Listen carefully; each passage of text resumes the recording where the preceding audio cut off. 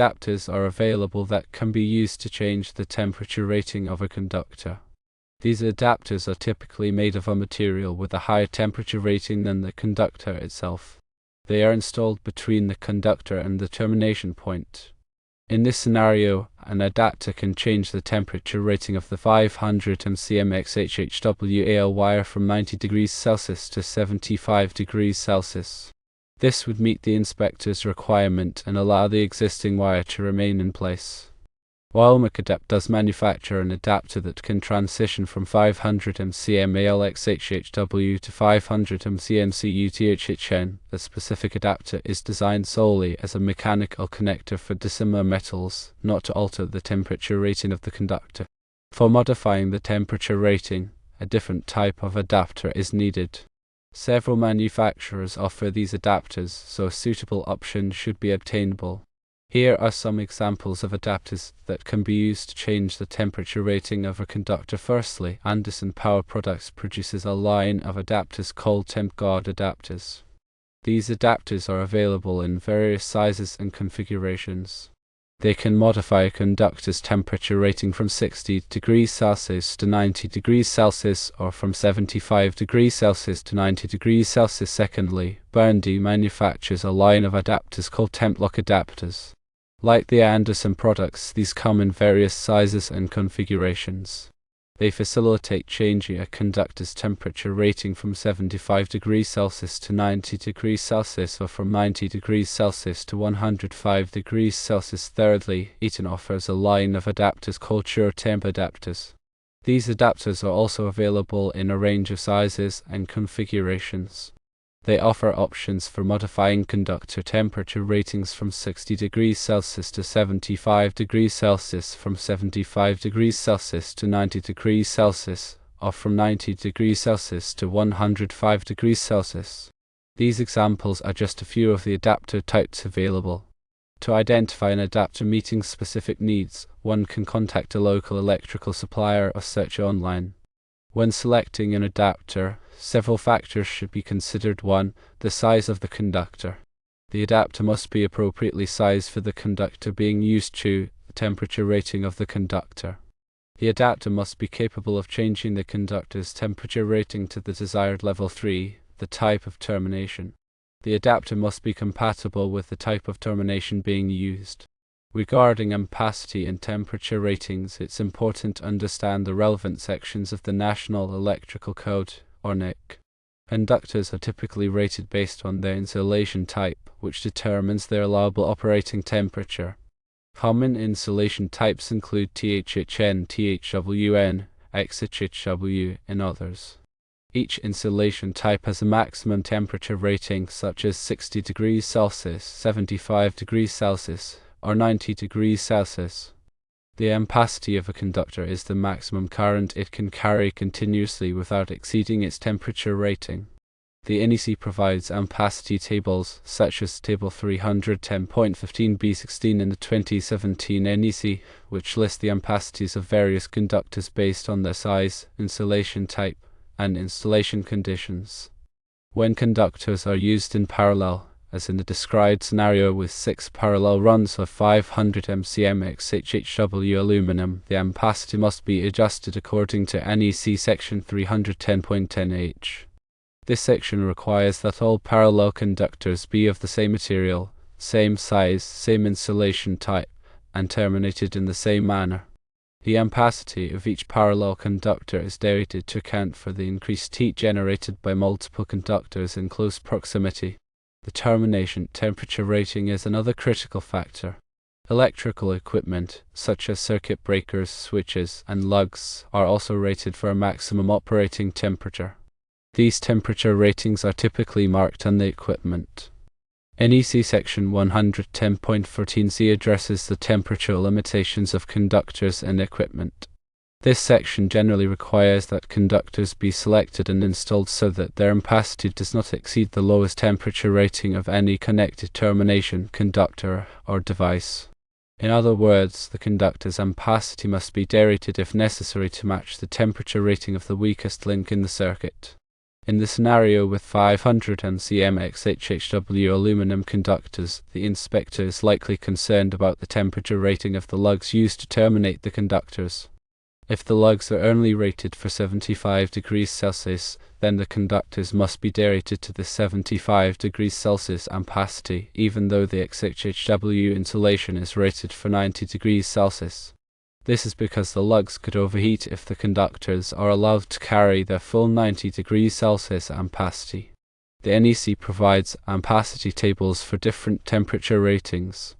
For example, Table 310.15b16 lists ampacities for conductors rated at 60 degrees Celsius, 75 degrees Celsius, and 90 degrees Celsius. To determine the correct ampacity for the 500 MCM XHHW aluminum conductors in the scenario, one would need to consult the appropriate ampacity table and use the ampacity value corresponding to the 75 degrees Celsius temperature rating. The ampacity of 500 MCM aluminum conductors at 75 degrees Celsius is typically lower than the ampacity at 90 degrees Celsius. Therefore, derating the conductors to the 75 degrees Celsius ampacity will reduce the amount of current they can carry. This is necessary to ensure that the lugs and other equipment do not overheat. If the conductors are derated to the 75 degrees Celsius ampacity, it may be necessary to increase the size or number of parallel conductors to meet the 2000 amp service requirement. This can be done by using larger conductors or by adding additional parallel runs.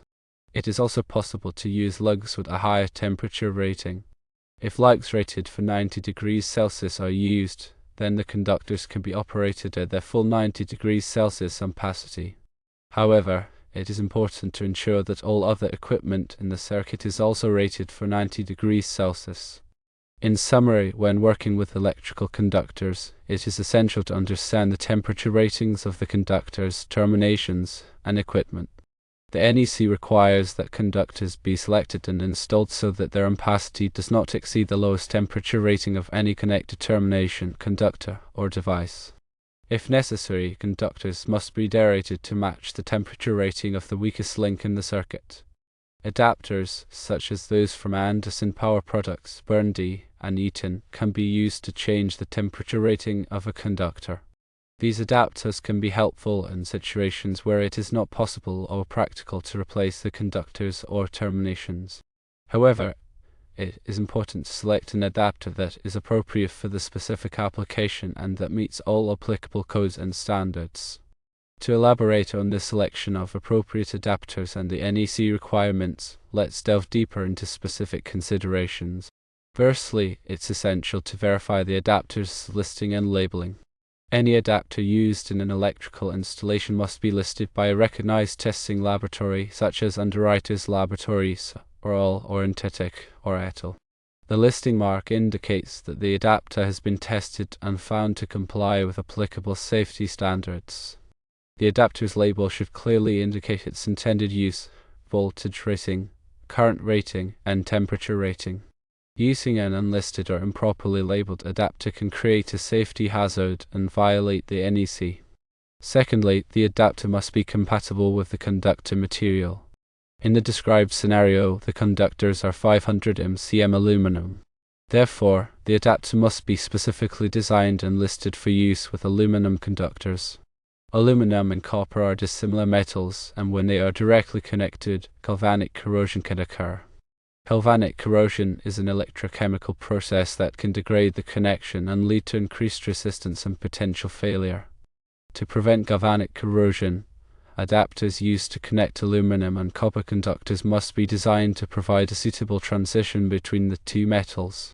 These adapters typically incorporate a barrier material, such as tin or nickel plating, to isolate the aluminum and copper conductors.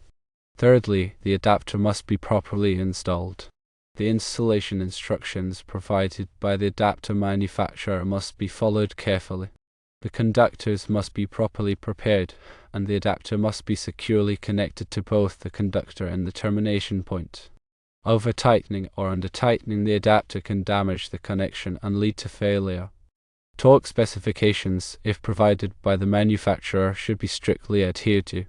Fourthly, the adapter must be accessible for inspection and maintenance.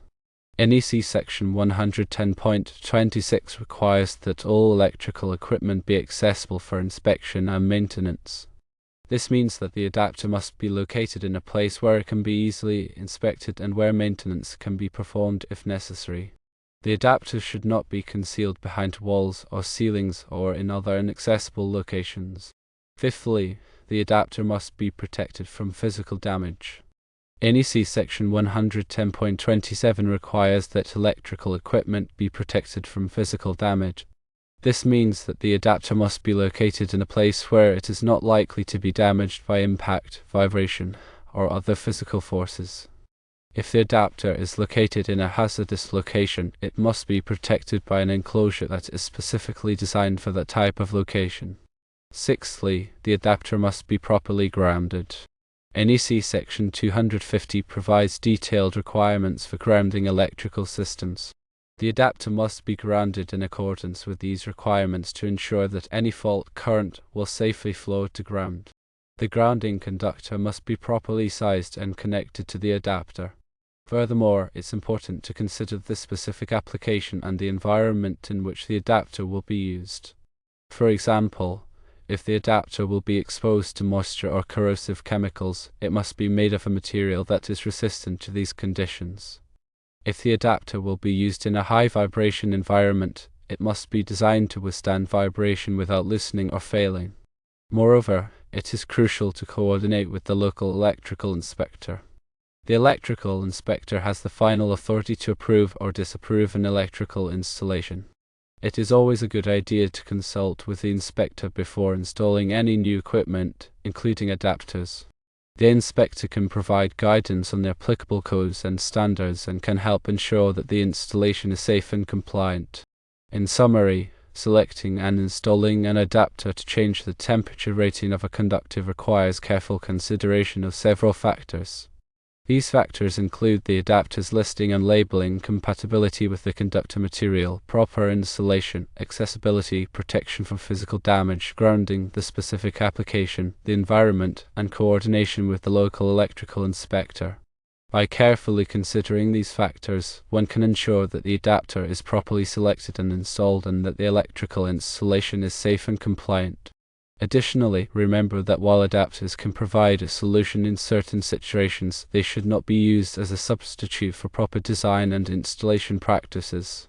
It is always best to select conductors, terminations, and equipment that are properly sized and rated for the intended application. Adapters should be used only when necessary and in accordance with all applicable codes and standards. In the context of the 2000 amp service, let's analyze the situation considering the NEC requirements. Firstly, NEC Section 230.42 addresses the minimum size of service entrance conductors. It states that the service entrance conductors shall have an ampacity not less than the non-continuous load plus 125% of the continuous load. A continuous load is defined as a load that is expected to operate for 3 IOs or more at one time. If the 2000 amp service is supplying a mix of continuous and non-continuous loads, it is necessary to calculate the minimum required ampacity of the service entrance conductors based on this formula.